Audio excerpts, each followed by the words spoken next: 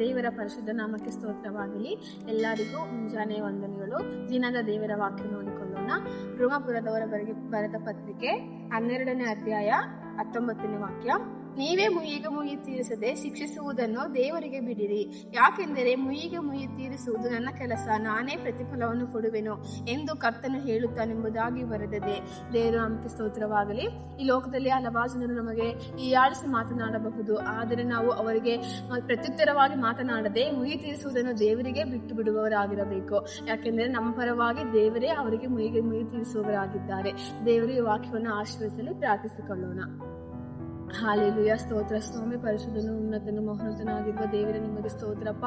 ಹೌದು ರಾಜನಪ್ಪ, ಈ ಲೋಕದಲ್ಲಿ ಹಲವಾರು ಜನರು ನಮ್ಮ ವಿರುದ್ಧವಾಗಿ ಮಾತನಾಡಿದ್ರಪ್ಪ, ಎಲ್ಲವೂ ನಿಮಗೆ ಒಪ್ಪಿಸಿಕೊಡುವವರಾಗಿ ನಾವು ಅಪ್ಪ ನಿಮ್ಮ ಪರಿಶುದ್ಧ ಹೌದು ಸ್ವಾಮಿ, ನಿಮಗೆ ಪರಿಶುದ್ಧರಾಗಿ ಜೀವಿಸಲು ಸಹಾಯ ಮಾಡಬೇಕಾಗಿ ಯೇಸುವಿನ ನಾಮದಲ್ಲಿ ಪ್ರಾರ್ಥಿಸುತ್ತೇನೆ ತಂದೆಯೇ, ಆಮೆನ್.